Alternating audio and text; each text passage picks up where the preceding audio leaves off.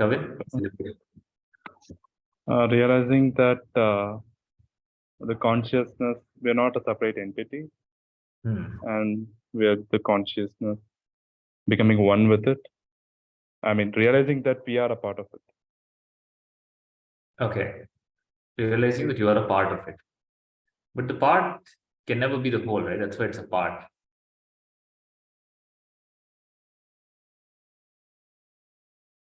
How can the part ever be the whole?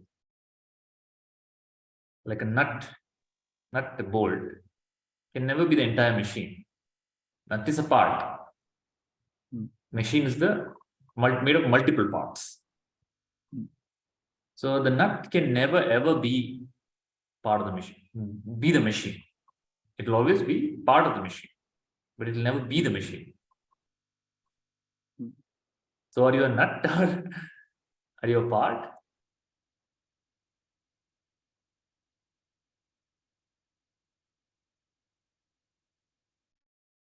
I think we are the material the machine is made of. Rashmi, mute.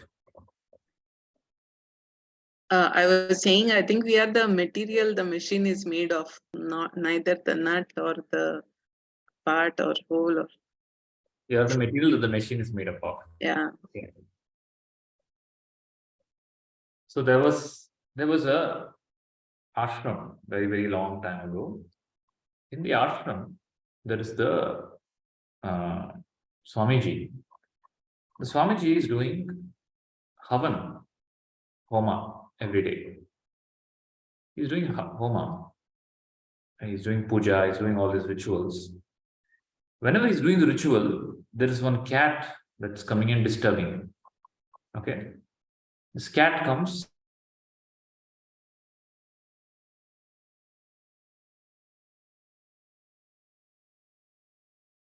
Tolerant for some time, and then he says it's become very disturbing.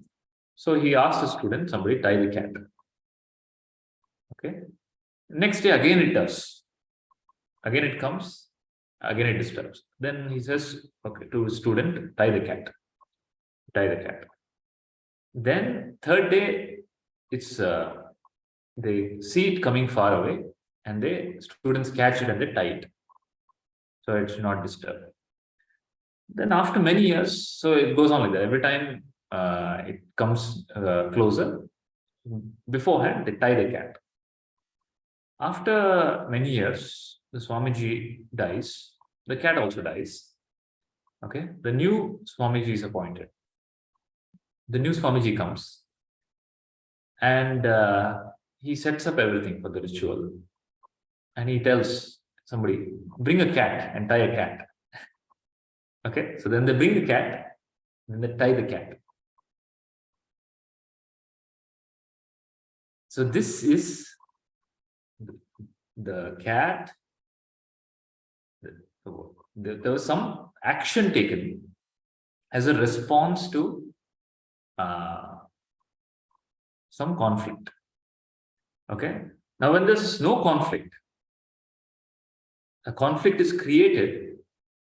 Okay, and a solution. The problem is also created, the solution is also created. Now, this is happening because this is how the mind operates. The mind is already, so when the new, it's like the new Swamiji coming. The new Swamiji comes, but the moment he comes, there's already a premise set up. Okay, there's already, and what the premise, why it is so, you don't know. Whether it's right, whether it's contextually right, whether it's right for you, whether it's applicable to you, you don't know. There is some premise, there is some environment, and you're plugged into it, and you're supposed to continue. That's what happens when you're born. When you're born, there are already so many conditions. Okay, the moment you go put into that condition, you get conditioned. And many layers of condition. There's a biological condition, there's a physiological condition, it has limitations. Okay, then there are psychological conditions, then there are family conditions, financial conditions, Then there are spiritual conditions, religious conditions. So from the moment you are born, the child is born in an already conditioned environment.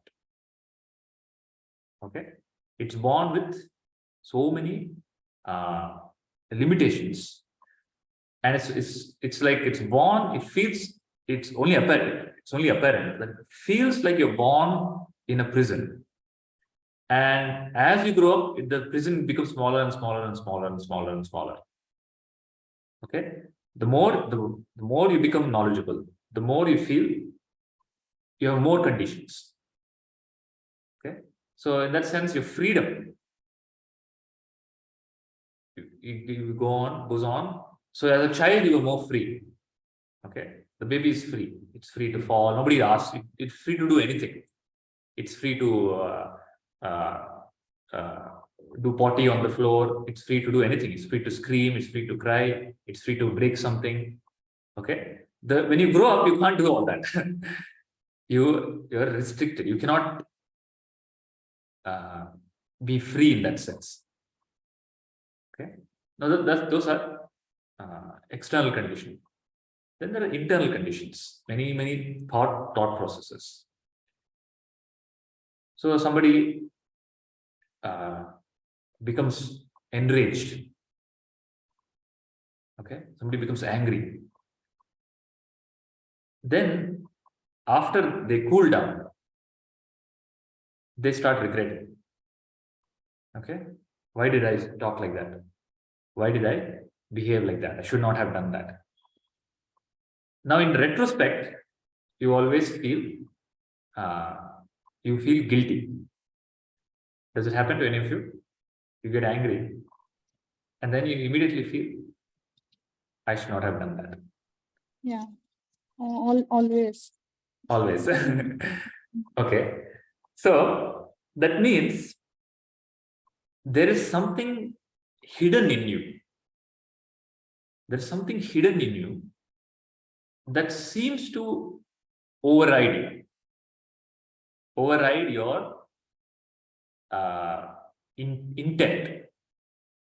There's something of great power in you that seems to override your other powers. So you can think of yourself as your body mind as a machine. The machine has many capabilities. It's a very advanced machine. Okay, it's a super machine. There's no doubt it's a super machine. Okay, it is the most advanced machine. And for you to get this machine, it's so advanced that for you to get this machine is a very, very rare opportunity. The Buddha used to tell how rare it is to get this machine. So the example he gives is there's an ocean. In the ocean, imagine there's only one fish. One fish is in the entire ocean. And in the entire ocean, there's only one worm. Okay, there's one fish and one worm. Now the possibility of this fish, and the fish is hungry. The possibility of this fish when it's hungry to get that worm is the probability and possibility that you will get a human body. Okay, so human birth is extremely, extremely rare. It is not ordinary, it's not insignificant. It is not always possible. It is a rare possibility, rare gift in existence. Now, when you get the body, the body is a machine. The mind is the body mind. So it's body mind. It's one entity called the body mind. The physiological aspect of the mind is the brain and the nervous system. And the psychology is the mind.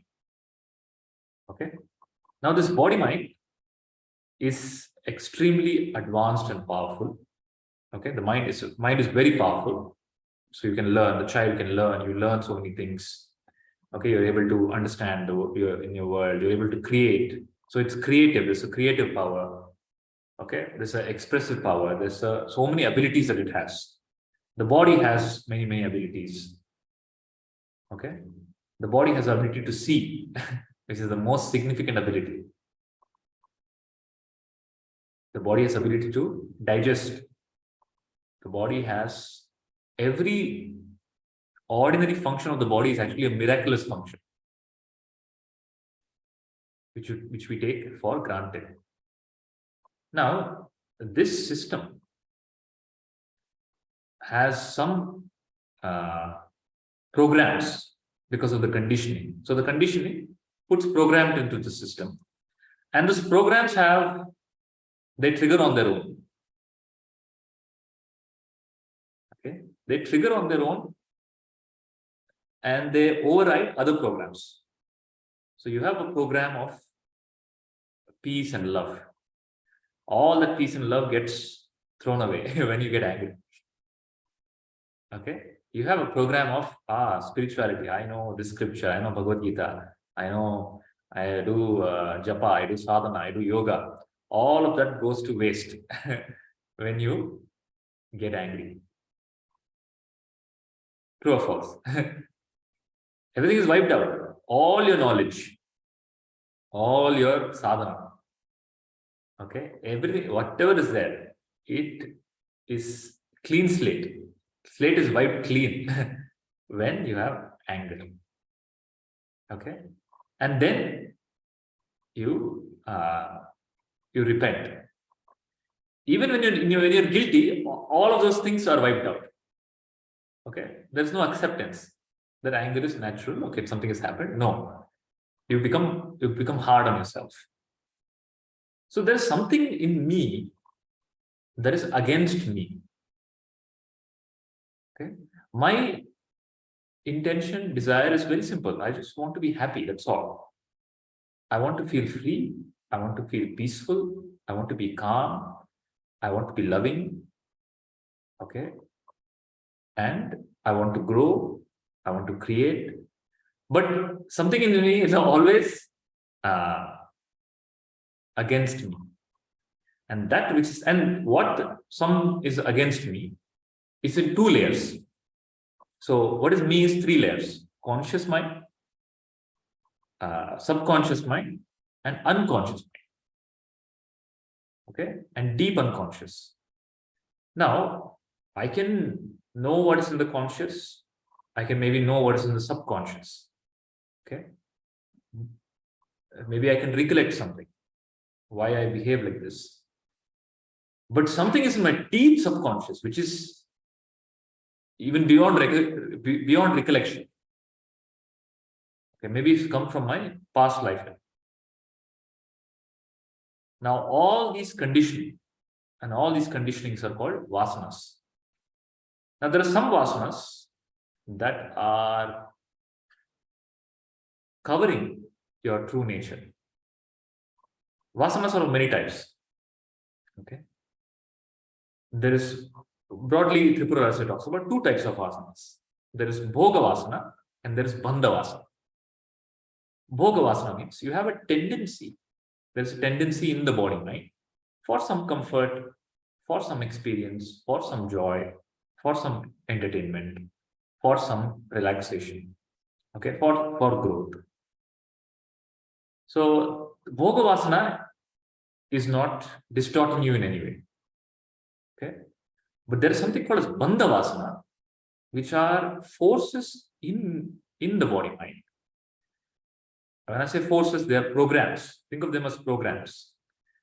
Programs that are got by the condition that you were born in. Okay, that is subconscious programs. Then there are deeper programs, deep unconscious programs that maybe come from different lives. Now, how many lives? The Buddha said, if you stack up my spinal cord from all the lives that I've lived, it will be greater than the mountain Himalaya. Okay, that many lives.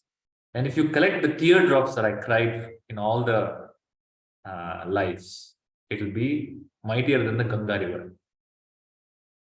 So that many lives, that many conditioning. And they're They've gone deep. Okay, and those are expressed through the body mind. So those conditionings are programmed.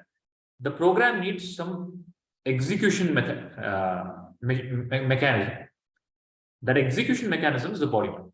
So the body mind is for you to experience these karmas. Okay, through various programming. That is why so the child is born somewhere, then it goes to some experiences, then somebody else is born somewhere, they go to all depending on the past force, past programs. Okay, now this will continue. They get programmed, then you get reprogrammed, they get reinforced, then again you behave unconsciously, because when there is so much force of the whatever thousands of millions of lives, okay, in this life you have some conscious thought. What? That's like one drop versus Ganga river. It'll get washed away. You understand? There is a conscious thought for whatever reason. Luckily you got some good environment. There's some conscious thought, but that still doesn't have the power over the unconscious force. Now the unconscious, the deep unconscious, is so deep that you can't even recollect it, why it's there. You can't even fight it. It is impossible to fight it. It just takes over. Okay. What is the way out of this? This force is called samsara. Samsara is nothing else. Samsara is this unconscious force. That is all the programs all the conditioning and the programs. That simply just doesn't allow you to be at peace. So you close your eyes. So you say, I want to become peaceful. I want to be peaceful. So you close your eyes. The moment you close your eyes, the screen opens up. The projection starts. The movie starts. Audio, visual, memory. Then after some time, it's not just only audio visual. After some time, the body starts creating the unconscious force, starts commanding the body to give pain signals. My leg is hurting, my back is itching, I have to go, somebody's waiting for me, what's happening on the WhatsApp, somebody must have texted me, oh, my children, they must be completely lost without me in the world. Okay, the whole stock market must be waiting for me to come and look at it. The politicians, what are they doing without my inputs? I have to go and give my commentary, right? So there's a constant inner itch. This is called samsara. Liberation means liberation from this itch. Just freedom. This has nothing to do with the external. Please understand. Absolutely nothing to do with the external. It is simply to become free from this inner turmoil, this inner force, this inner blindness, this inner conditioning. Now, conditionings are of various types. The vasanas are of various types. Not all of them you need to become free from. There are certain conditions, and they are called as bandhavasana. Bandhavasana is what causes you to experience duality. The problem is duality, or the notion of duality. Okay, there's no duality in existence, but there's a perception of duality. That perception of duality is the bondage. That's why the scripture says, Dvaita Moolam Aho Dukkham. The root of suffering. So what is suffering? You're very clear. Oh, my spouse is the suffering. My husband is the suffering. My wife is the suffering. My child is suffering. My health is a suffering. This politics is a suffering. Corruption is a suffering. No. Dvaita Moolam Ahoduk. The duality that I experience is suffering. And the duality is unreal. It's not real. So the duality you can cross over. You can, that veil of duality you can become free from. And that becoming free from duality is called mukti, liberation. Liberation means no more duality. Okay. Now, is duality real?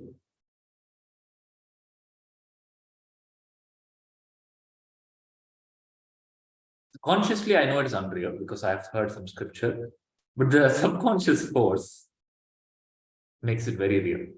The subconscious force doesn't allow. The subconscious force brings the notion of me and the other. Okay? No matter what you say, no matter what you think, that seems to be the constant experience. That I am limited to this body, and there is some other, and there are many others, and I am separate. Somehow there is a separation. I am separate, the world is separate, God is separate. So to reconcile and come out of this sense of separation and to realize that there is no such thing as separation is called liberation.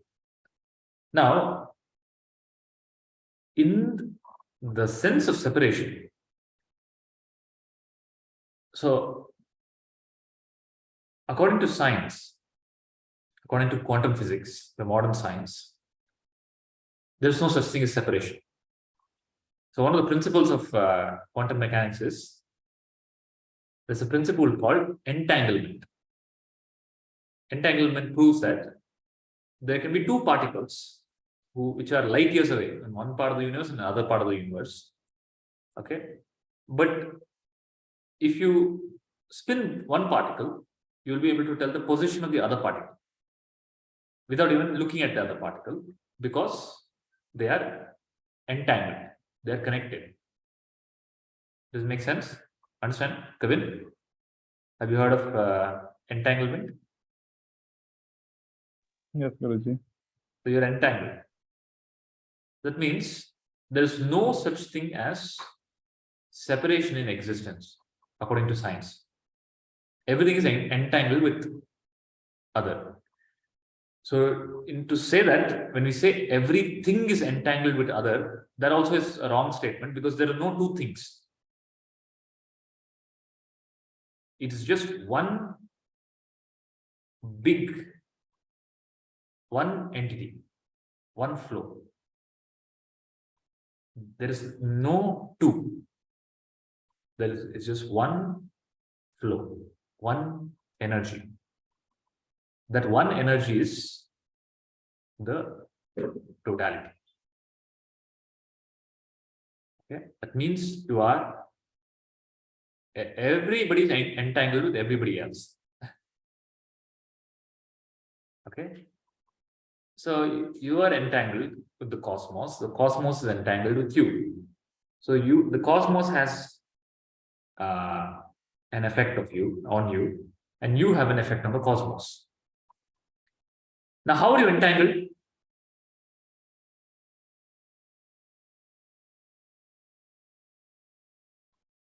How are you entangled? How's two particles, objects in different parts connected? Where is the connection?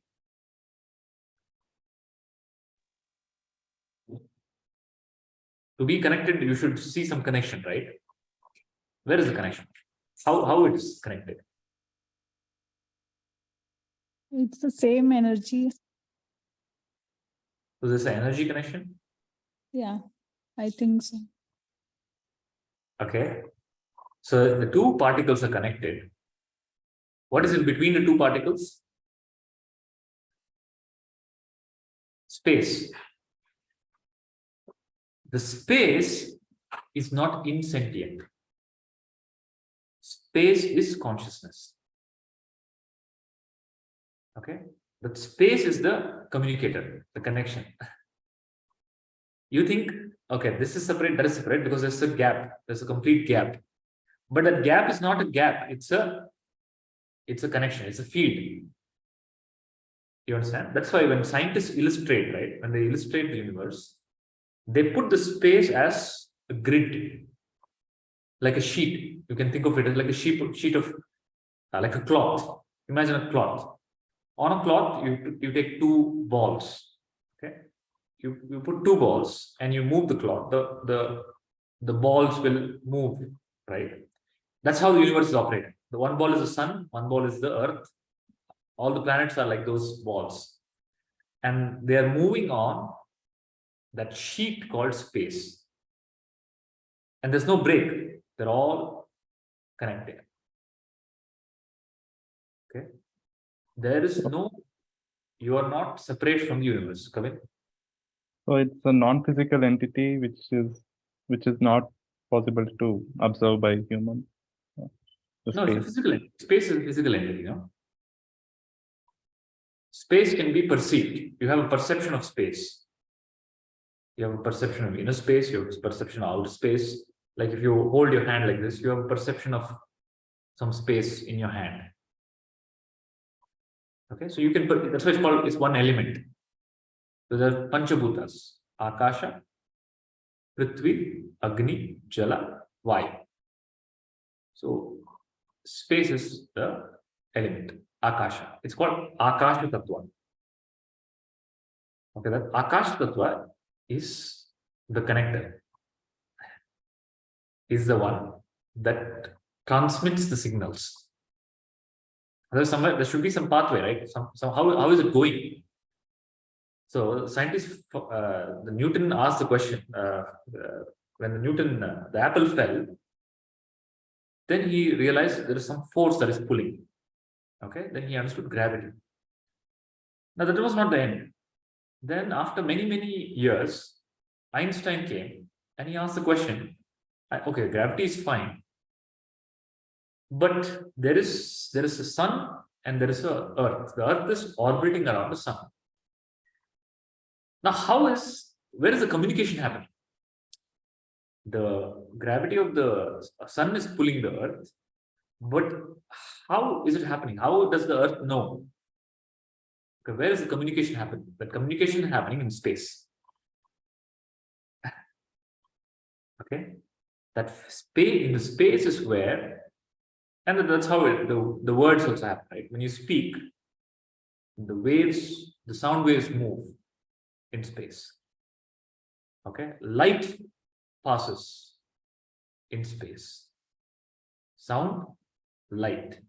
Now there's something much more subtler than that, which is energy. And that moves in space, and that moves in and through. And for that, there is no entity, just one pole. And that one pole is called the cosmos. Okay, totality. So there is no separation. Separation is only in thinking. The wrong thinking leads to separation. So let's do an exercise.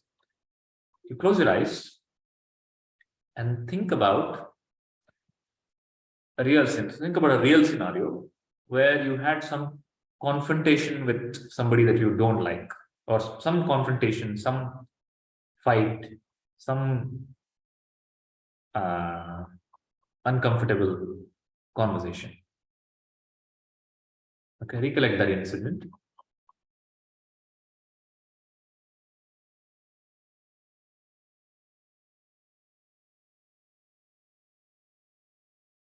Something unpleasant.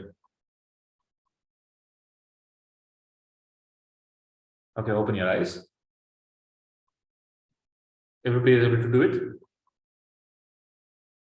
Okay, now, again, close your eyes and think of an incident where you were joyful with somebody, where in the presence of that person, you were in joy, peace, love, happiness, laughter. The real incident, the last time you met somebody that you like, where you had a nice time.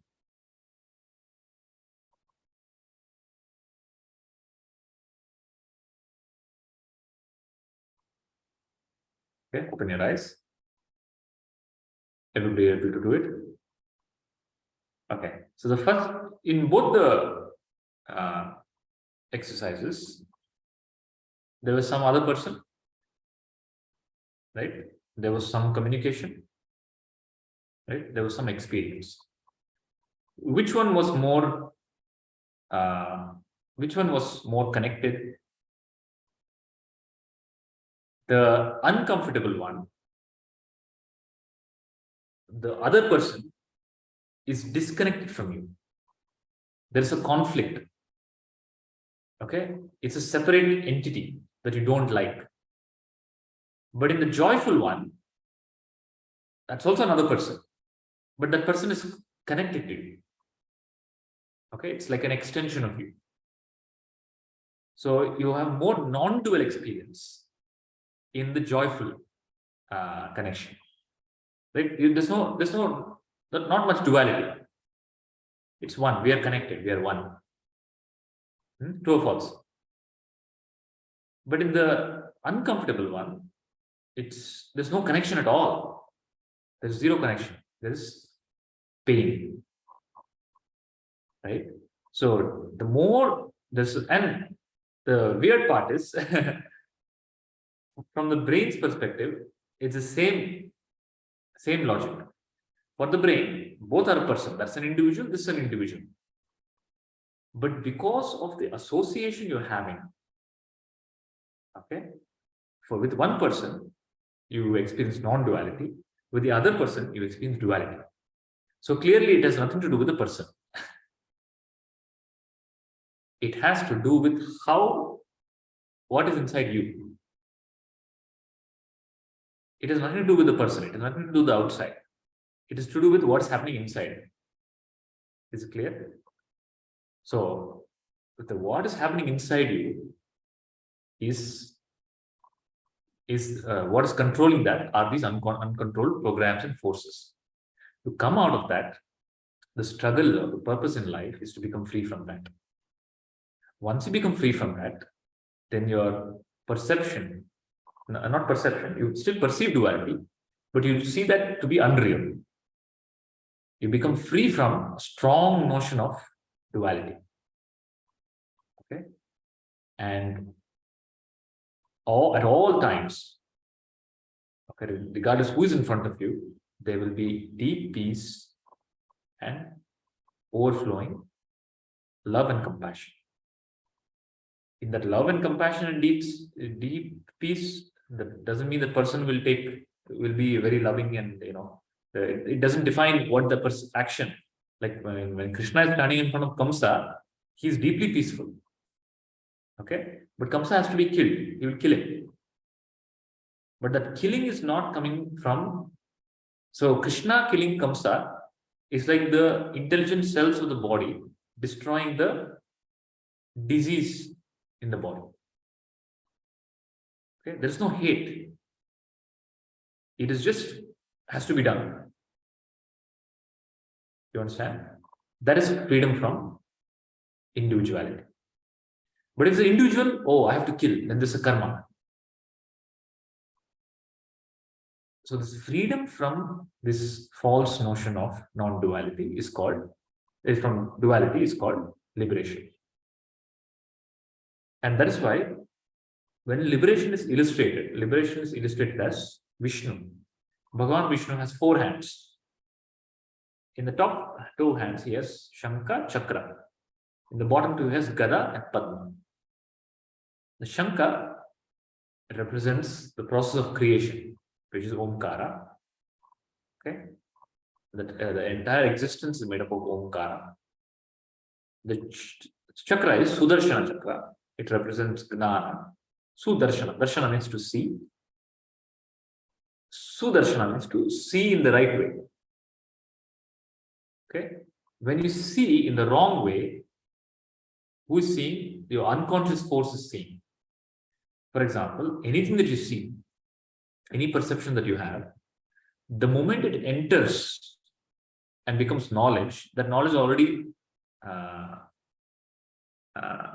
it's pounced on by your unconscious forces.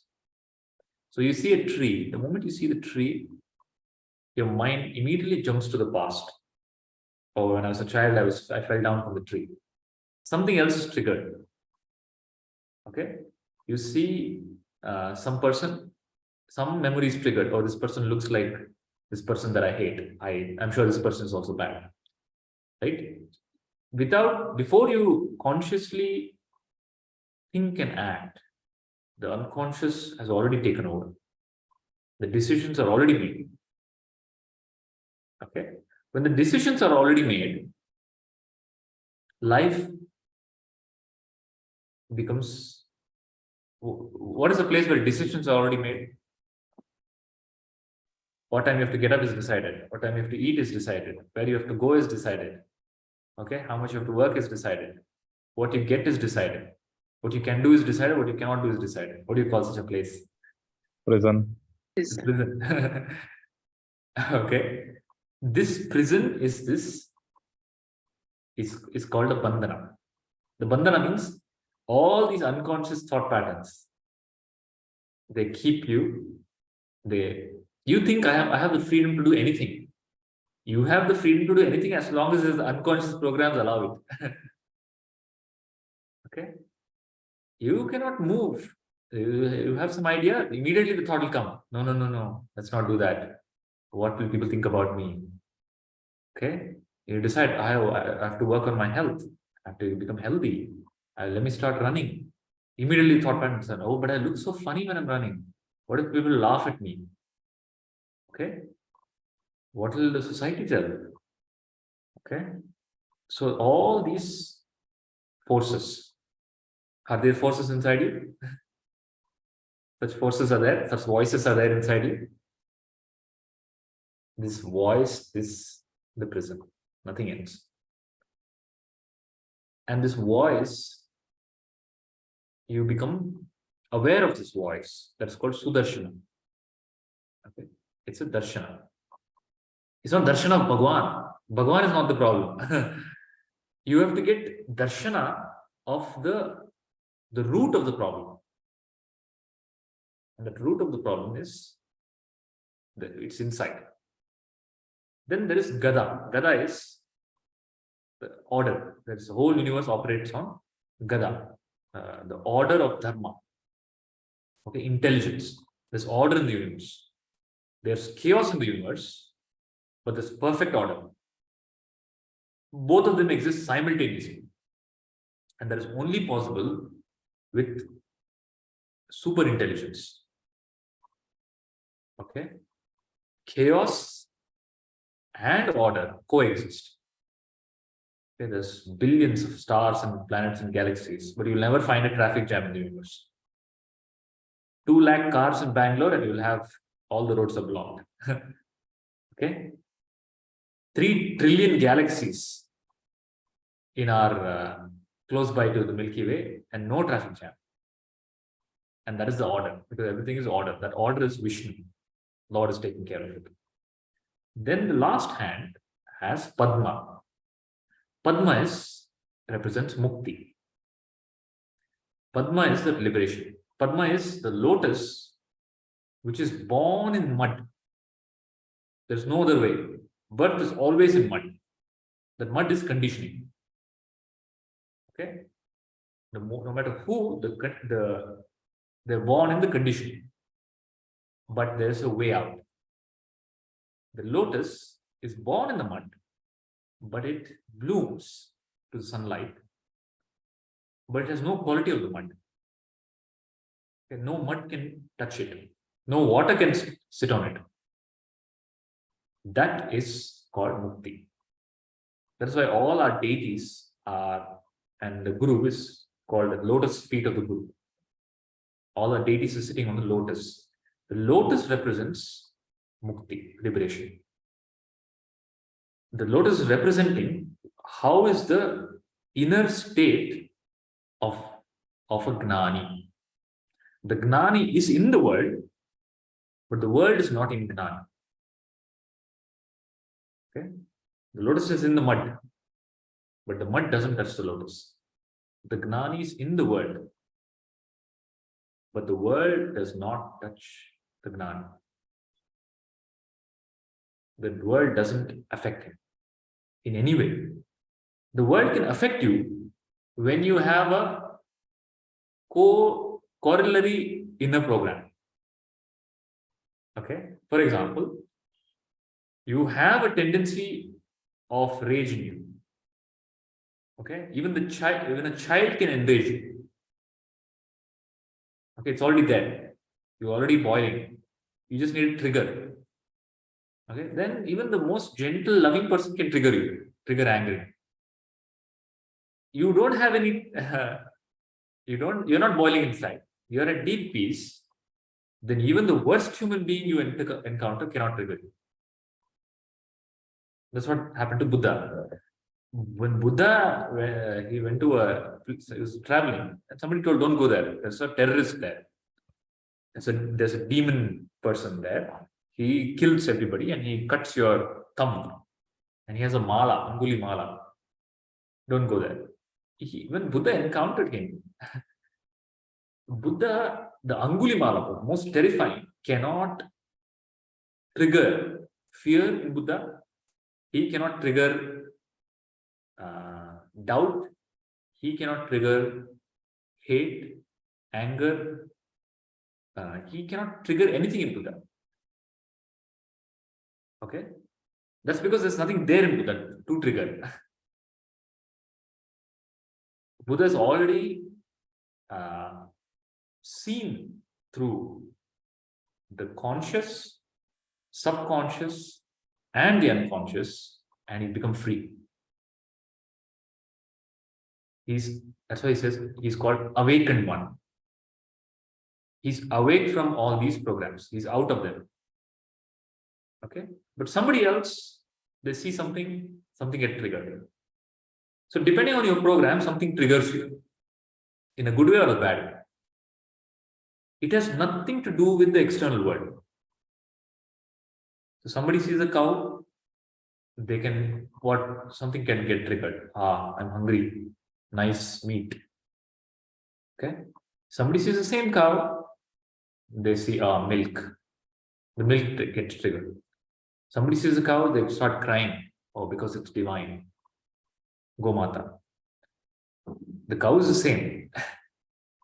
Okay?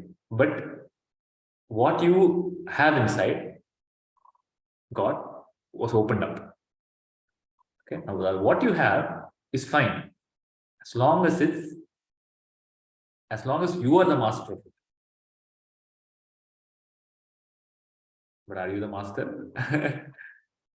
The force, the unconscious force, the samsara, is the bandhana.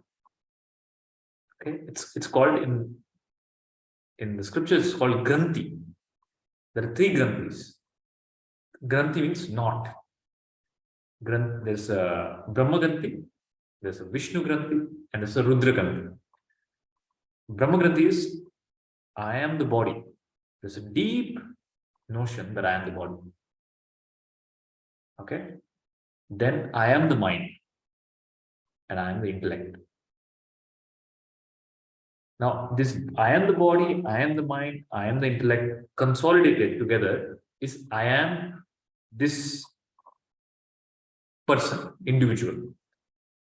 So that I am this is called, you have a self-image. Everybody has a self-image. You have a self-image. That self-image has a name in it. It has what your body looks like, what your mind is, what ideas you have, what degree you have. All that packed together is created a self-image.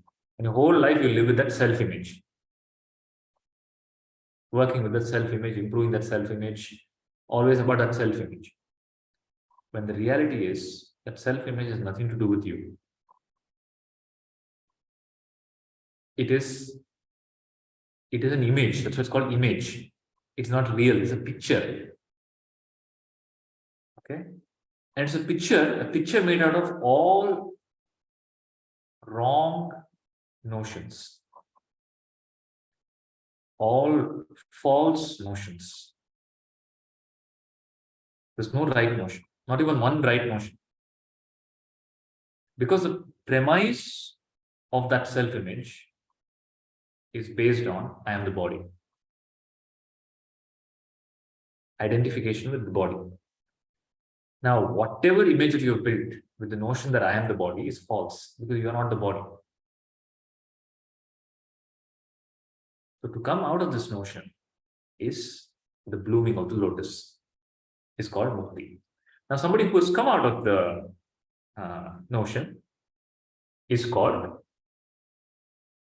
Jivan Mukta. He or she has become free from the bandha vasana.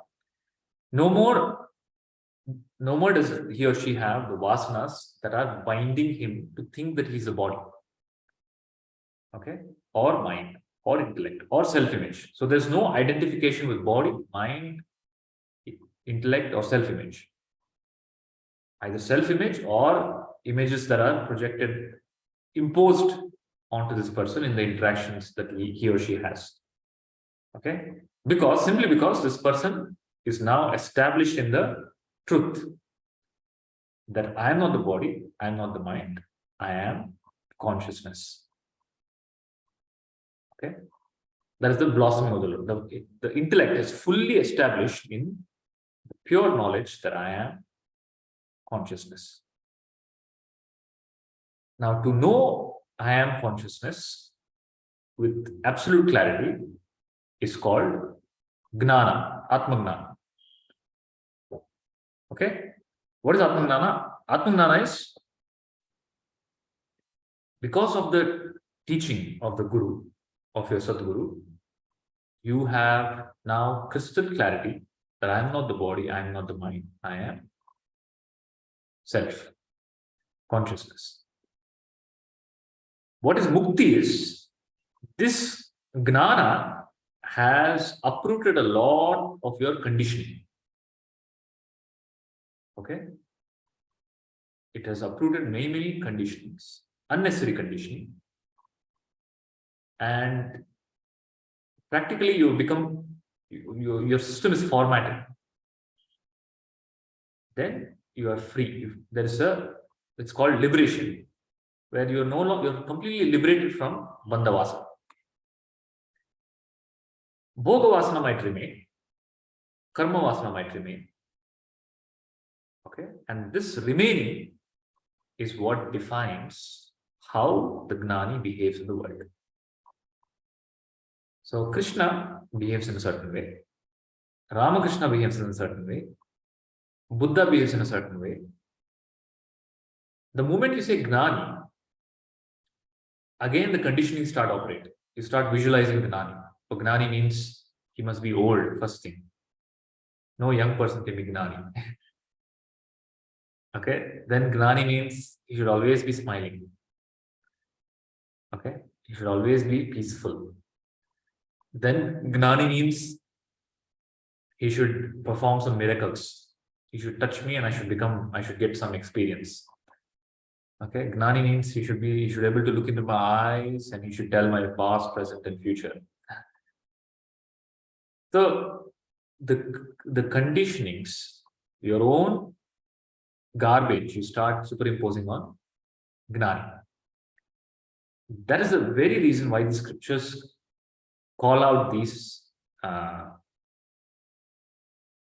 differences or bring out the clarity about who is a gnani, why the gnanis are behaving in a certain way. It's depending on their prarabdha and their purpose and their momentum, and their portfolio. So they have somebody like Vyasa Maharshi has a portfolio for education. He's taken on. That's why he's taken on. That is because of his past momentum. He has the vasana. He has a Shastra vasana. So there's something called Shastra Vasana. Shastra Vasana is because you have done sadhana, Gnana sadhana for many births before Gnana, there's a momentum built. Because you worked for it for many lifetimes, you've studied scriptures, you've taught scriptures, you've thought about it, you've completely immersed in it. Then sometimes Gnana happens, that forces that momentum is there. Now that momentum is used to transmit the wisdom to the world. That's what Vyasa Maharshi is. So he codified the Vedas, he wrote the Puranas, he then wrote the Mahabharata. All of that he did, and that's a lot of action. Okay. Then there is his son. His son is there, who is Shuka Maharshi, who is of a much higher order Gnana. This Shuka Maharshi, the famous story in Bhagavatam is, the Shuka Maharshi is, he's Brahma Varishta. He's the highest order Gnani. He has no sense of body. Okay, he walks naked. Then he's a teenager. He's walking. He just leaves the house. He's walking naked. Then there are some women who are bathing in the river. They all Shukamiya passes by. They all bow down to him. Then behind him, Vyasa Maharshi is calling him, Putra, come back to the house, come back to the house. He passes by. The moment he passes by, all these women, they wear clothes. They cover themselves up. So then Vyasa Maharshi asks, my son he's a teenager, he's walking, and you didn't do anything, but I am coming. Why are you behaving like this? Then the women say, your son has no notion of the body. He's like a child. Okay? He has that program is only not there, that I am the body. The thought is not there, the experience is not there, perception is not there. Even if he looks at us, he doesn't see, oh, there's a woman. There's no such thought, there's no such perception. Okay, but you have that program. So we have to acknowledge that. So even Vyasa Maharshi is also a great Gnani. He's a Gnani who's created all of this. He's a Vishnu avatar, Vyasaya Vishnu Rupaya, Vyasa Rupaya Vishnavi. Okay. But there's a difference between Vyasa Maharshi and between his son Shuka Maharshi. Both are Gnanis, but there's a difference. Simply because of the momentum, the past momentum. So don't ever think that, you can never ever put a Gnani in some framework. The very fact somebody is a Gnani is to tell that they have come out of all frameworks. Okay? Gnani cannot be put into any framework. This is how the Gnani is. The Gnani is, it's an internal realization. The external behavior of the world depends on the previous vasanas, the past moment. Now, progressively, I told you there are three types of Gnanis: Uttam Gnani, Madhyama Gnani, Adama Gnani. The Adama Gnani is somebody who has this Gnana, who has the crystal clear clarity. I am not the body, I am not the mind, I am consciousness. But he or she falls prey to the unconscious forces momentarily. Okay. Then there's a Madhyama level Gnani. This Madhyama level Gnani has consciously chosen to maybe stay away from triggers. Okay. So that the unconscious forces die out. Then there's Uttama Gnani. For the Uttama Gnani, it doesn't matter whether there are triggers, whether there are no triggers, whether he's eating, whether he's enjoying, no external conditions touch the highest level Gnani. Okay. They might be fully functional in the world. So Sri Krishna Paramatma is the example. He's called a Purna Avatar. He is the highest level Gnani. but there is people cannot tell. Okay, only few people know. People like even Arjuna doesn't know. Okay, Arjuna only came to know when Krishna started teaching him the Bhagavad Gita. Then in the Bhagavad Gita, this shloka that Arjuna tells, please, after he sees the Vishwarupa Darshana, he bows down and he tells, please forgive me. Without knowing who you are, I have put my hand on you like a friend. I have casually spoken to you as if you're my friend. I might have insulted you. I might have abused you, thinking you're my friend. Please forgive me. Okay. Even Arjuna doesn't know.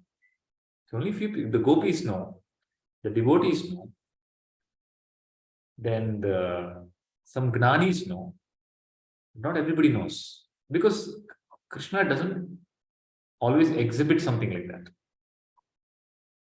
So gnana is Atmanana, it's internal, deep inner wisdom and clarity. Then the types of gnanas. And to get the gnana also, their intensity. Okay, it depends on the intensity. So some people have, so Tripura Rahasya says, even the intensity of 3 types. Somebody has deep intensity for gnana. Okay. The example given is Ramakrishna Paramahamsa. So Ramakrishna Paramahamsa used to get so frustrated. This frustration you can understand with the comparison of the frustration you have with in the world. So when you have deep desire, right? I want to get this job, or I want to marry this person. I want this. Okay, when that doesn't happen, there's a deep frustration. So typically people commit suicide. Somebody doesn't, the girl rejects, the boy rejects, then somebody commits suicide. Or there's a cricket match going on. India and Pakistan match is going on. Then the India loses. The next day in the newspaper, you will see few people committed suicide. Okay? There's an intensity of desire. And when desire means I want. 99% of the time, you don't get what you want. Okay? But depending on the intensity of the desire that you wanted it, you will handle it in a different way. If the desire was very intense and it doesn't happen, it breaks you. Okay? That's why I told you how people handle it. Now, in the same, on the flip side, Ramakrishna Paramahamsa had intense desire. I have to see God. I want to see, and I want to see now. So he took up this the sickle there. He used to be a priest in the Dakshineshwar temple. He took the sickle, some weapon, okay, very sharp, and he kept it on his neck. And he said, if you don't appear to me now, I will cut my neck. Okay? And he was the kind who would have done it. Then immediately the Divine Mother appears. That is the intensity. Okay? It's every cell of his body is calling out for God. Then there is Madhyamagna. It's okay. It's trying to balance. It's trying to balance something else, and also at the same time do what is best possible. Okay, maybe this person is in a condition where he cannot, the internal forces don't allow. Okay, then there is a lowest levels seeker. This person, the desire is not so much.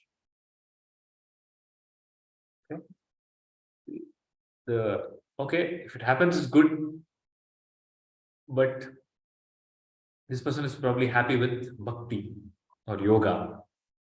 Okay, where there is some silencing of the mind happening, some connection, there's some feeling. This person is happy with that.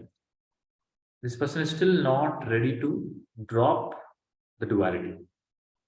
Because dropping duality means becoming one with God. Okay. So intensity for Atmanana is also 3 types.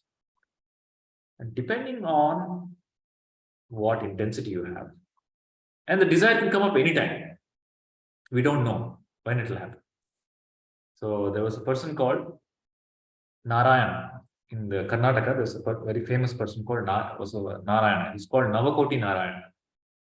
He had 9 crores. Very long, very long time ago. He had 9 crores.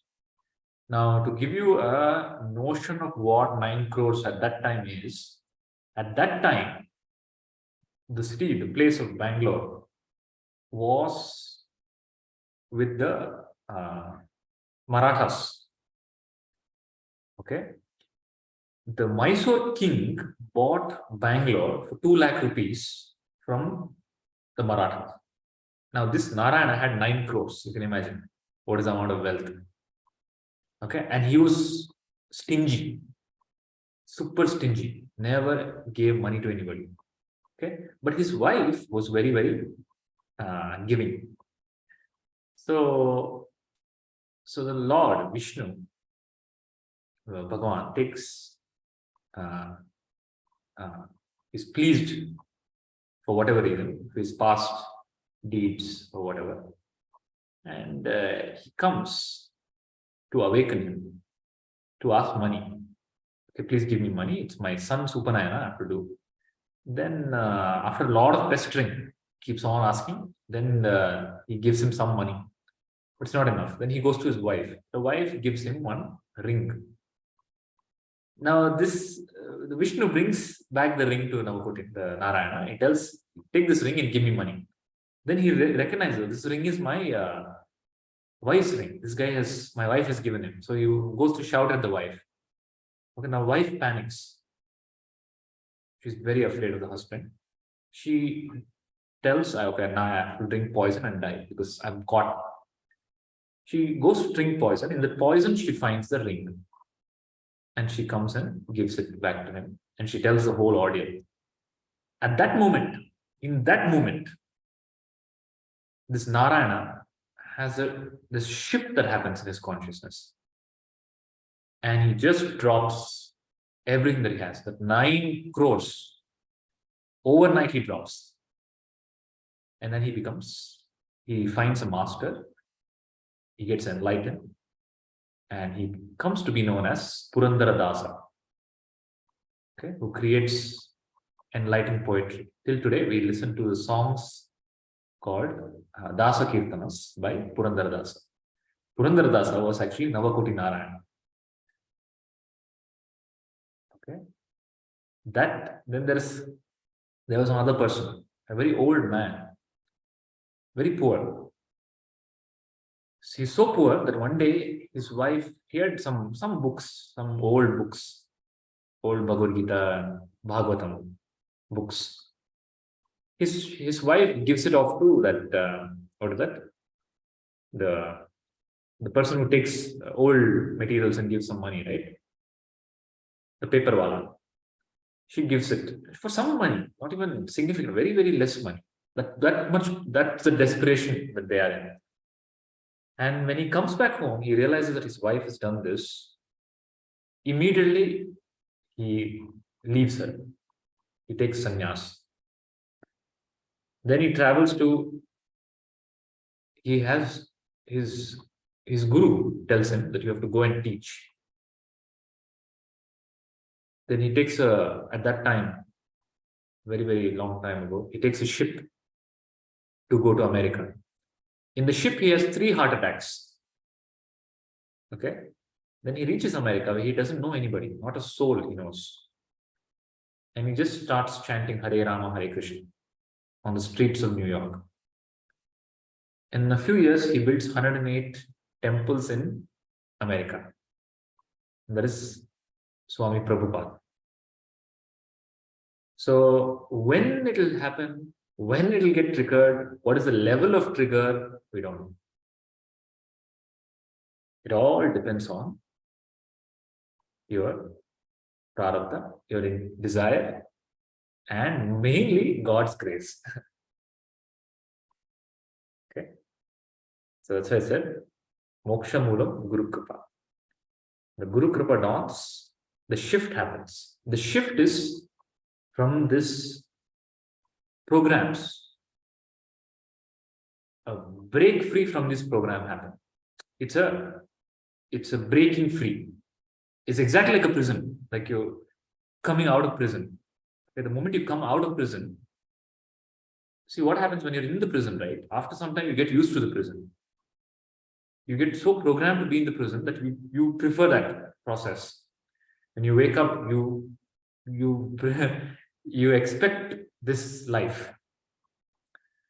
That's why many people who come out of prison, they don't know what to do with life. They want to go back to prison because it's so comfortable in prison. Okay, outside there's so much competition, so many possibilities. They can't handle it. They want to go back to prison. That's why many of them commit crimes to go back to prison, because they're so used to prison. Okay, they're so used to the darkness that the light seems like an enemy. So when you break free from these patterns, a new possibility opens up. And when I say new possibilities, don't think it will be very different from what you're doing. So the Purandar Rahasya, he becomes a musician because that flow is already happening. That's from his upbringing, he's already plugged into music. Okay, not that the moment he got enlightened, he knows all the ragas. No. Okay, please don't think. Okay, just the moment I get enlightened, I understand the whole universe. I become a quantum physicist, or I become a beautiful musician, or I become I know how to do business or some other skill. It's nothing to do with skill. Whatever skill you already have, that will get a flavor of enlightenment in it. If you're a doctor, you become an enlightened doctor. If you're a singer, you become an enlightened singer. If you're a mother, you become an enlightened mother. If you're a teacher, you become an enlightened teacher. So before enlightenment, Bhagavan Rajneesh Osho, he was a professor in the college of philosophy. Okay. Now, after his enlightenment, he continues teaching, but now with the flavor of enlightenment. Now his words flow not from the mind, but from consciousness. Okay. And when he speaks, every session that he speaks becomes a book. And there's no editing work required. Nobody has to sit and edit. Okay, or rephrase. Nothing, no rephrasing, no editing. Such publication ready speech. No, no fillers. If you listen to Osho speak, it's such precise clarity of thought and thread. It's a stream. It's coherent and cohesive. He's not talking some topic and then suddenly jumps to some other topic and then makes a connection. Nothing like that. It's such flow, such beauty, and that's called Saraswati. Okay. When he speaks, people listen to it. They directly, it becomes a book. No editing required. Now, that's not something that happened because of the enlightenment. Meaning, it's not a skill that he picked up. He already had that skill, but it got a flavor of enlightenment. What is the flavor of enlightenment? The mind got released from programs. Now, there's no break in thought. When he's saying something, the mind doesn't interfere. Oh, there's no self-contradiction. You understand? But when you speak, there's a self-contradiction. There's a doubt. You've said something, and then you feel, oh, maybe I should not have said it. But Bhagavan doesn't. When he speaks, he will abuse all religions. Okay? Fearlessly. Nobody can speak like him. Until today, nobody has spoken like him. If you speak like him, you get killed. Okay? And he had death threats. People wanted to kill him because of the way he was speaking. But that is called the power of consciousness. Because he's no longer rooted in the body. He's like, okay, you want to kill the body, kill it. But this is the truth. But you are politically correct. That politically correctness is the conditioning. It's a self, you want to protect the self-image. You want to protect the body, you want to protect the image. You don't want to hurt the other person. Okay? You simply don't want to be perceived in a wrong way.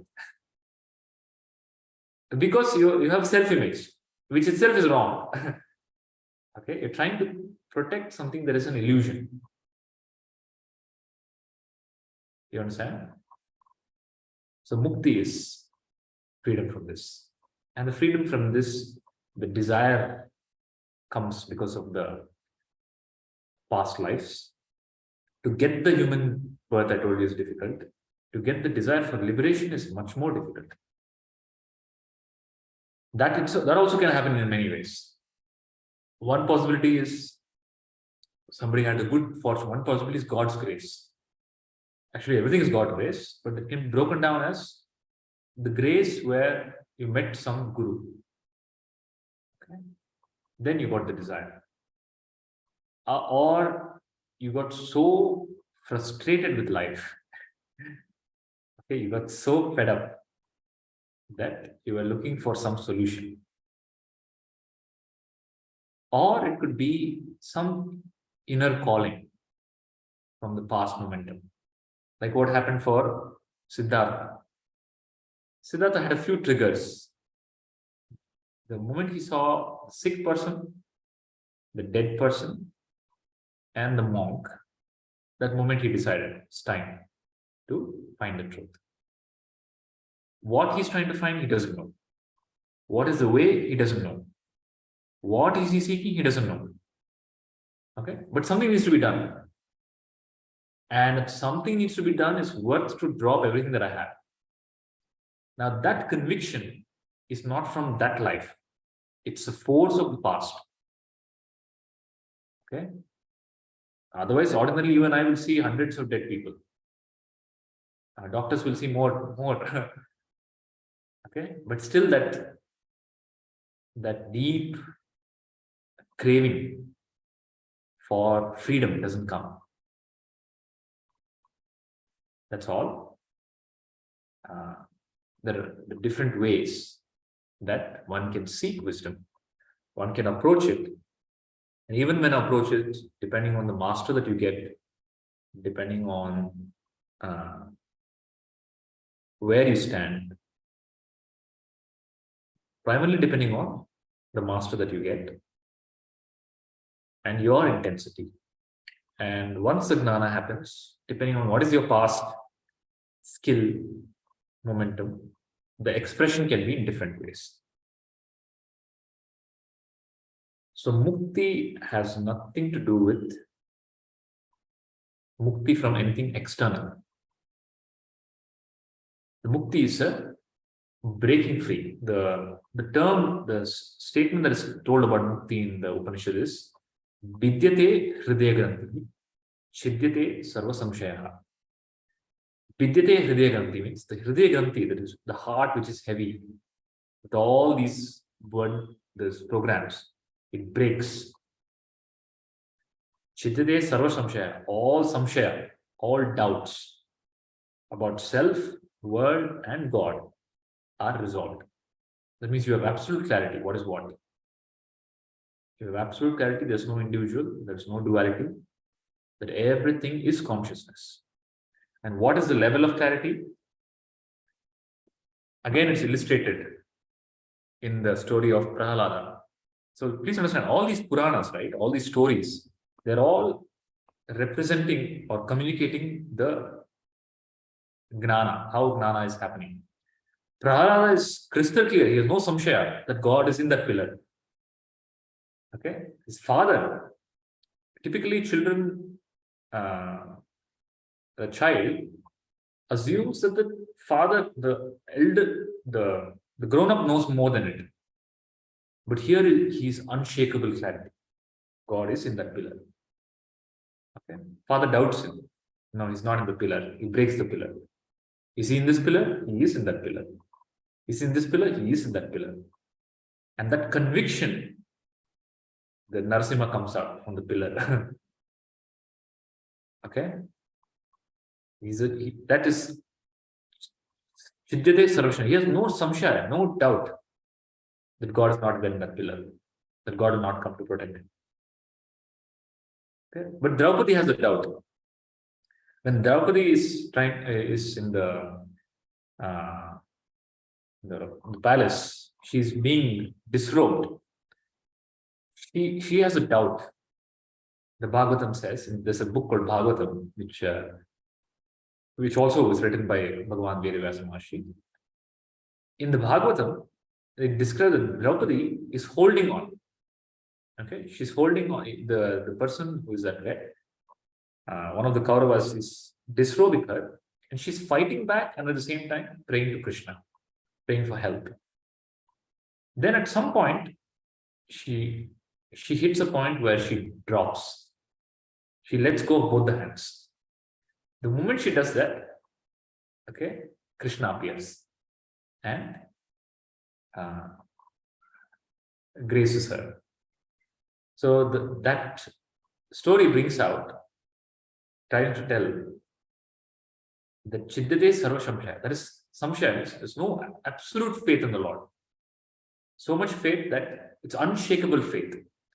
And that unshakable faith moves mountains. So you have heard the phrase, faith moves mountains. But the faith is not casual faith. Okay? It's unshakable faith in existence that I will be taken care of. There's no doubt. Okay. Now that is something that cannot be taught, that cannot be passed on, it cannot be grown. It is an inner awakening. Okay, that's why Krishna tells, Bahunam Janmanam Gnanavan Mam Prapadyate. You have worked many lifetimes to come to this point. And come to this point of what? What does lead to Jivan Mukti? So Shankaracharya tells in the Vajagovindam, Satsangatve Nisangatve. So Satsanga, the right association, causes dropping of wrong association. So with the right association, psychologically you will drop, maybe physically also you will drop wrong association, but mainly psychologically you will drop associating with wrong thought patterns. Satsangatve Nisangatva. Nisangatve Nirmohatva. That dropping of wrong notions will free you from delusion, moha. Moha means delusionary attachment towards a need for the other. Okay? It's like you have legs, but you're using clutches. Have you ever seen a guy with perfect legs walking with clutches? Only when your leg is broken or something wrong with the leg, you will use this clutch. So right now, you are a person with fully functional legs using clutches. Okay? That means you're not using your legs. You have moha. You are dependent on something else. Thinking that it is completing you, that you are incomplete, you need something else. You are you are completing yourself. You don't need anything else. Nirmohatva. Nirmohatve nischala tattva. Nischala means non-movement of the mind. Okay? Movement is always because of desire. I want something. When you become free, when you're self-sustained, there's no more movement. The mind becomes peaceful. Mind has now got Atma-gnana, it's become peaceful. And that peaceful mind, the non-moving mind. Now please understand again, the mind moves for Bhoga Vasana, maybe Karma Vasana, or doing something else. But it's not moving because of Bandha Vasana. It's not an unconscious force that's controlling it at the moment. You're no longer a puppet. Okay? The movement is, and that non-movement, no automated response, non-reaction is non-movement. Action is divine movement, right action. Okay, and this non-movement of the mind, nischala tattvam, Nischala tatvave jivan mukti. Satsangatve nisangatvam, nisangatve nirmohatvam, nirmohatve nischala tattvam, nischala tatvave jivan mukti. The non-movement of the mind. Mind doesn't move, no matter what image is presented. Death is presented, war is presented, disease is presented, pleasure is presented, lottery is presented. Whatever is presented in front of the mind doesn't move. It is okay. Okay. It's fine. Something comes, it's fine. Something good comes, it's fine. Something bad comes, it's fine. Death comes, ultimately death comes. The mind doesn't move. It's fine. Okay. That is mukti. That's all. The non-movement of the mind.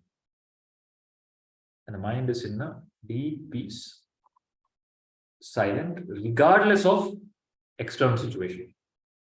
Not that it's peaceful in peaceful times, disturbed in disturbed times. Deep peace and clarity. Unshakable clarity. Even in the most turbulent times. That is mukti.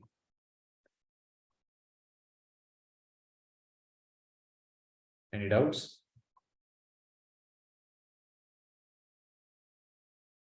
Kevin, is mukti clear?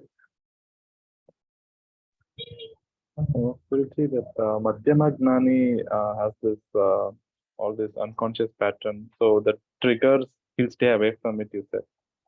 But so it depends upon the person for that to clear, or how is that? I want to know more about it. See, what happens is the impressions, right? There are two ways of impressions.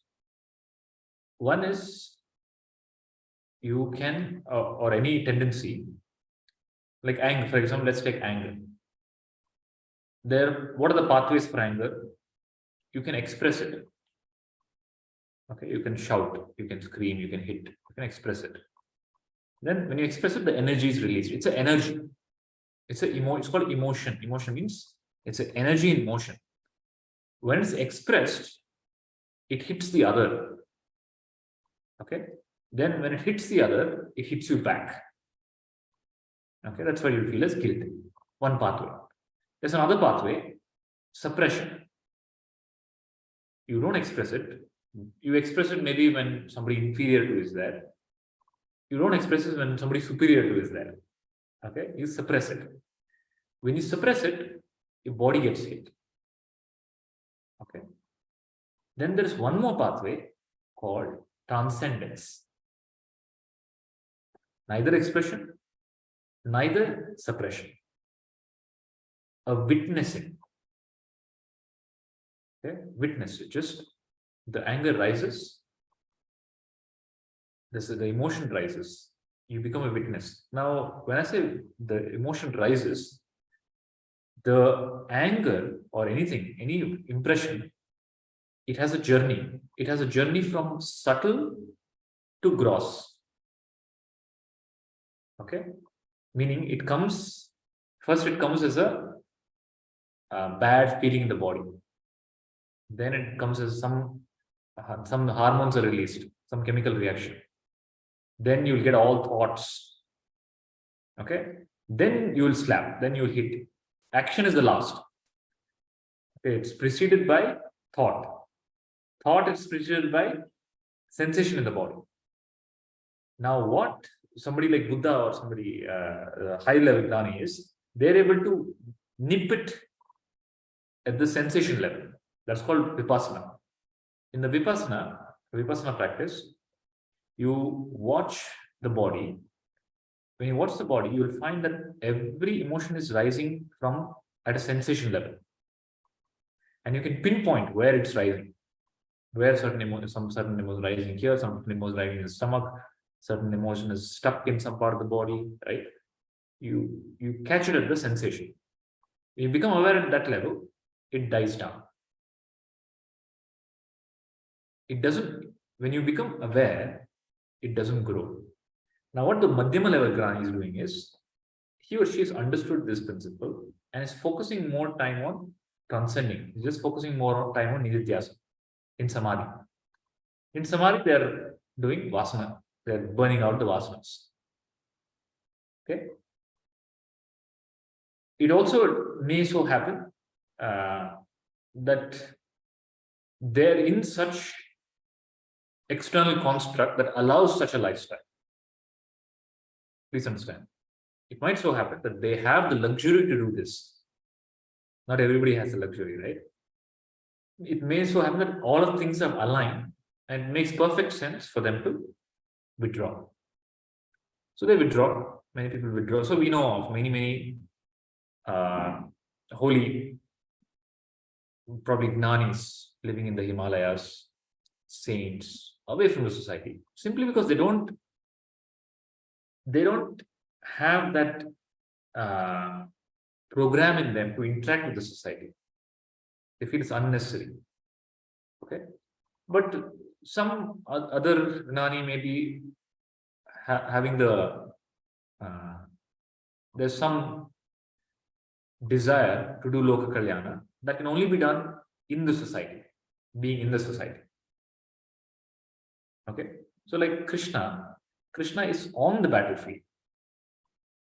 Okay, now when Krishna was there, Vedavasa Maharshi was there. They both existed at the same time. But the Vedavasa Maharshi is not on the battlefield. He's in the background. So some people have background work, some people choose foreground work.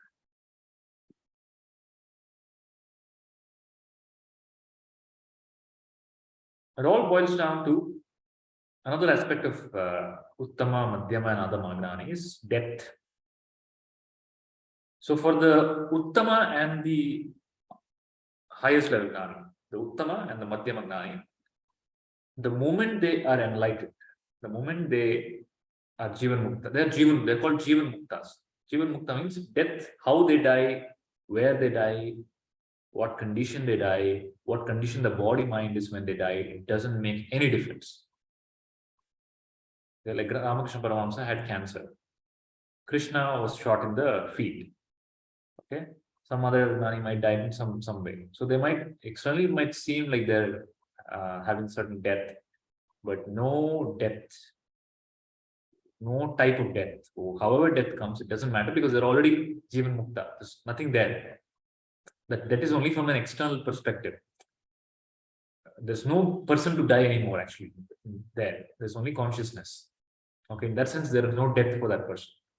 But from a transactional point, we say, okay, the body has died.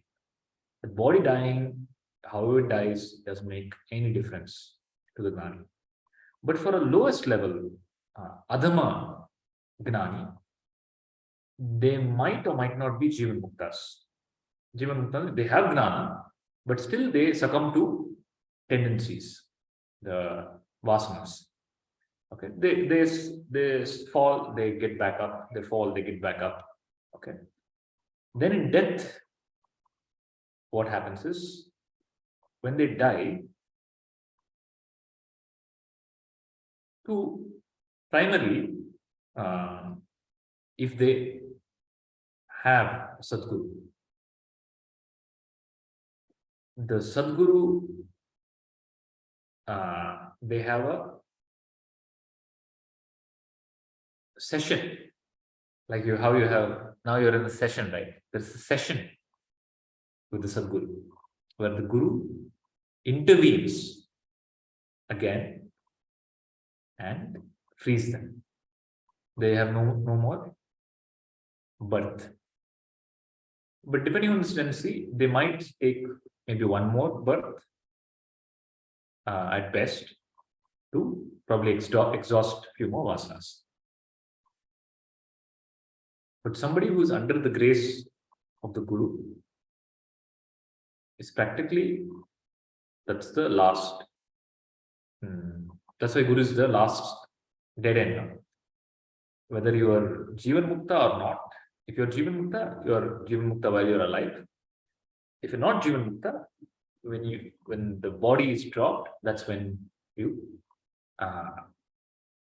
realize consciousness and dissolve.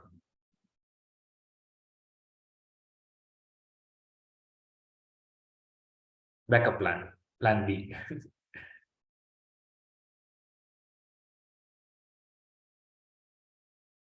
Any doubts? Clear, Kevin? Yes, Guruji. Yes.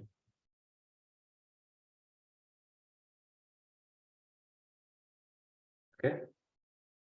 In the next session, we'll take up the next chapter of the Tripura Rahasya. It's called Vidya Gita. We'll see what happens in the next chapter.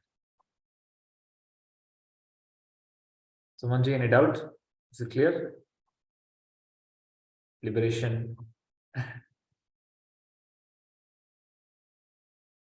Rashmi?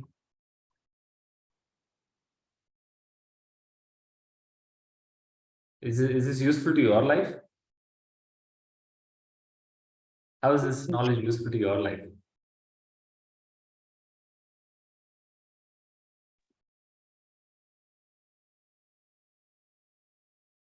But our vasanas, which are unconsciously hidden or suppressed, they are all getting cleaned up.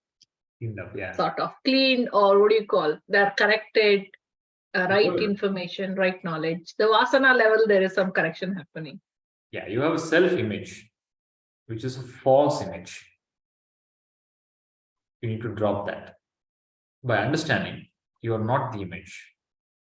You are not any role that you play. You are not your thoughts. You are not your body. Your body is a chemical factory. You behave based on the combination of the hormonal release plus unconscious thought pattern. Okay? And one controls the other. Some hormone release, you will think in a certain way. That typically happens in women see in the menstrual cycle, right? The body is changing. The body is triggering certain thought patterns and behavior, disturbance. And vice versa. You think distorted, the body releases hormones. Okay? Now, this is a vicious cycle. And this is fine, but it intervenes in your day-to-day. Okay? It clouds your vision, it clouds your action. You mostly are in a very robotic, responsive, programmed, delusional state. So think of it like you're always in a drunk state. Always you're drunk. You're not sober. You're drunk on these programs. They always inhibit you, limit you, condition you. Okay, and you succumb to their force, and you live in guilt. Okay, and they all cloud and become bandhavasana. They try to sway you from your true nature.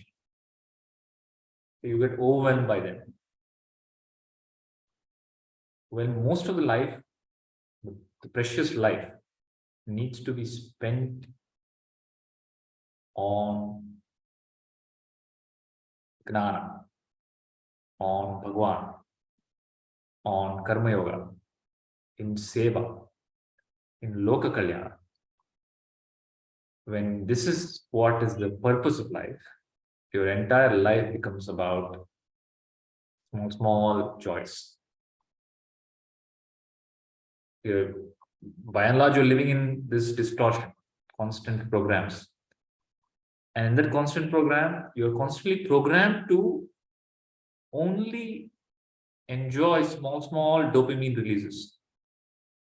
That's why everybody's on their phone, because it gives an immediate high.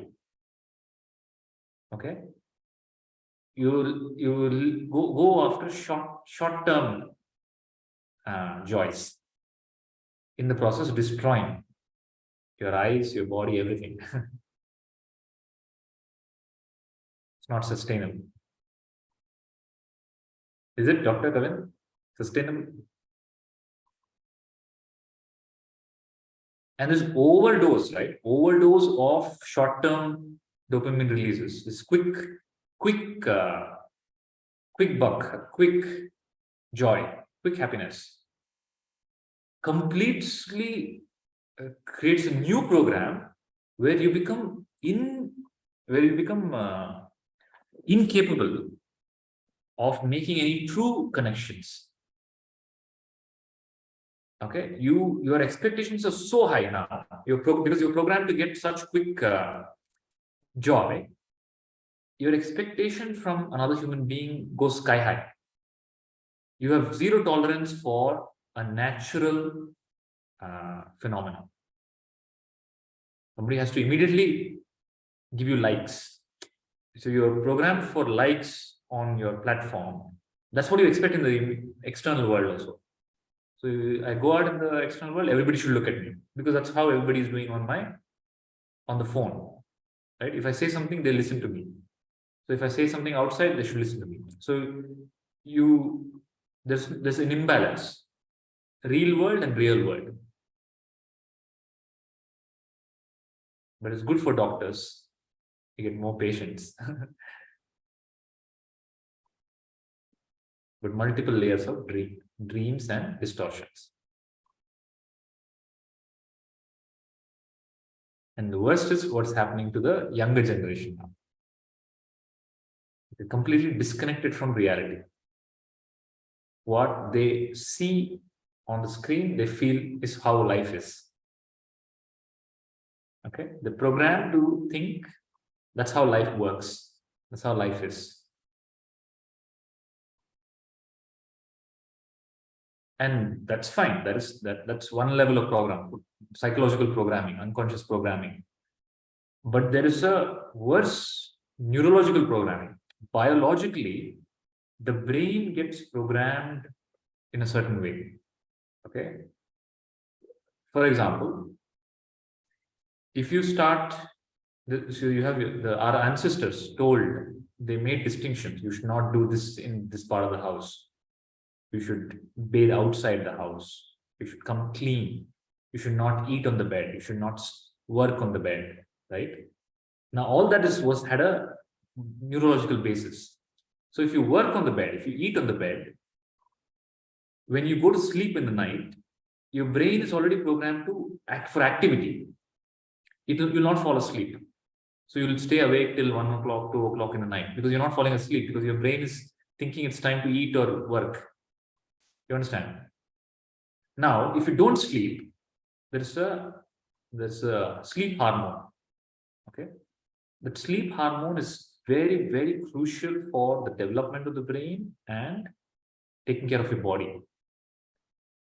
Now, that lack of that sleep brings a lot of hormonal distortions in the body, and the hormonal distortions leads to your incapability to work in your work environment. If you're a student, you cannot study, you're not at your best. If you're a working professional, you will be thrown out of the job. That disturbs your life. So don't undermine these small habits. Okay, the shift in the subconscious or mastery of the subconscious happens in these small habits, which is primarily missing with our interaction with technology. Is it correct, Dr. Kevin? What I said? Yes, Guruji, right. And it's a vicious cycle. The physiological distorts the psychological distorts the physiological. It's both. At sometimes, either you are under the force of your hormones, okay, and that hormones creates thought patterns and whatnot, emotions, triggers programs, that distorts relationships, and that backfires again. It's a circle.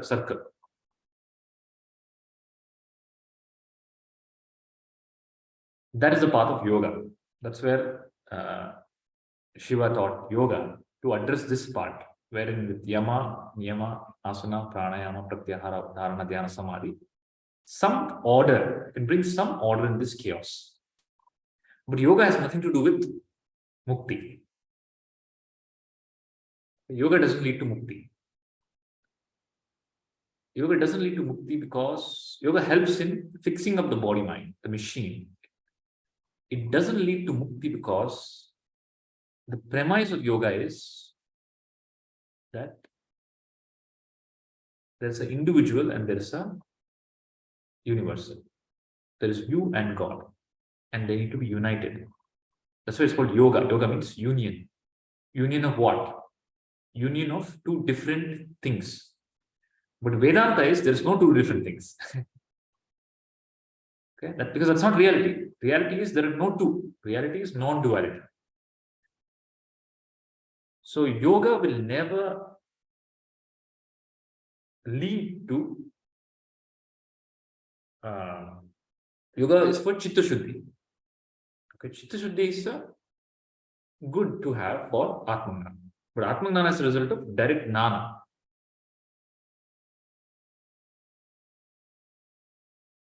It's a completely different track. Don't think that this track, a yoga track, will eventually lead to Atmangnana. No. Like how Newtonian physics is there. Newtonian physics is one track. Quantum physics is a completely different track. It's not that Newton's physics will go into quantum physics. It's a completely different thought line.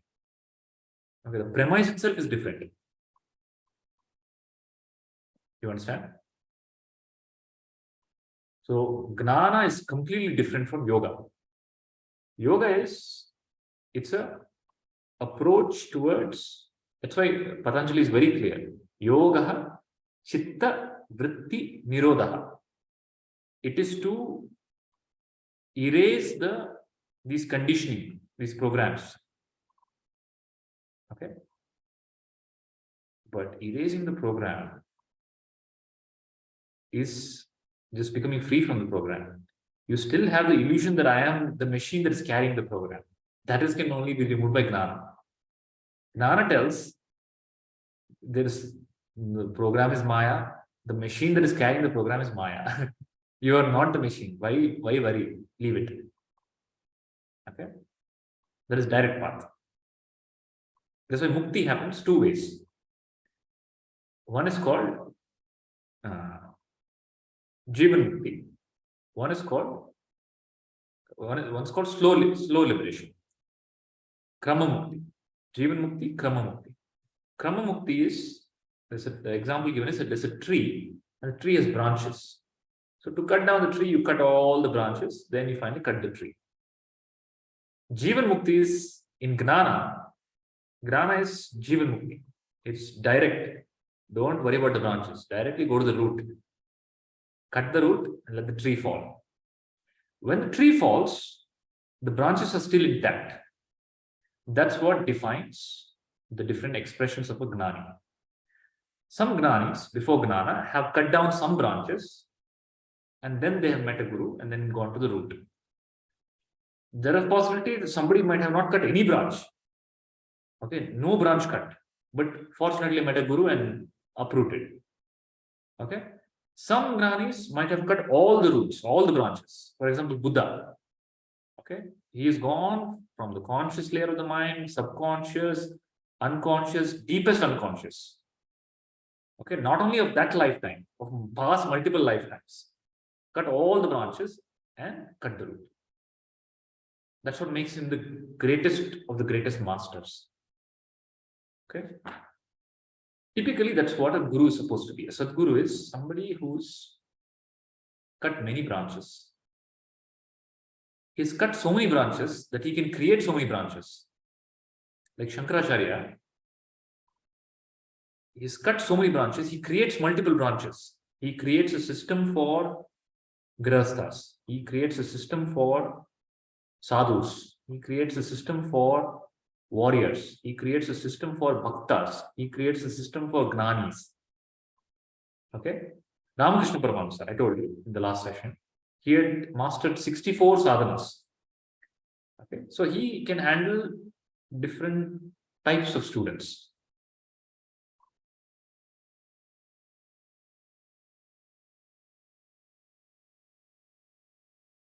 Is it clear? Jivan Mukti, Krama Mukti.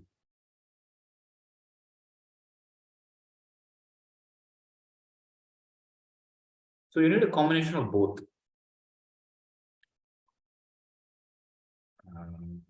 Gnana, focus on Gnana.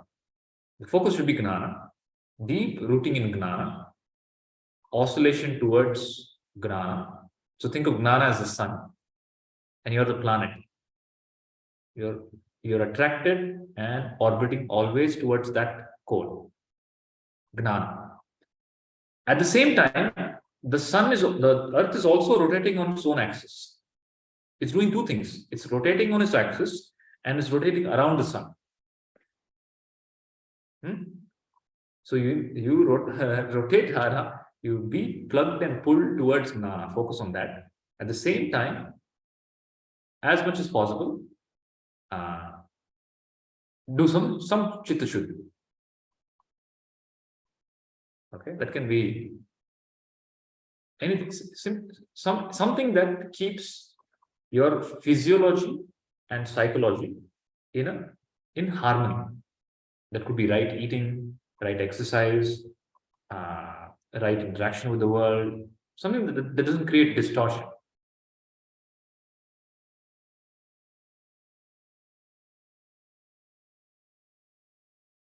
Any doubts?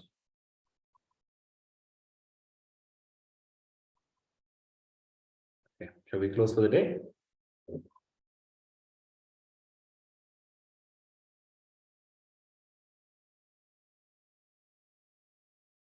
Loka samasta sukhino bhavantu. Loka samasta sukhino bhavantu. Loka samasta sukhino bhavantu. Harihi Om.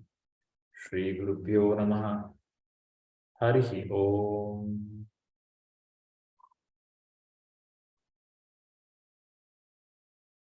My pranams to all. See you in the next session. Hari Om. Hari Om Krishna. Hari Om Guruji. Hari Om Guruji.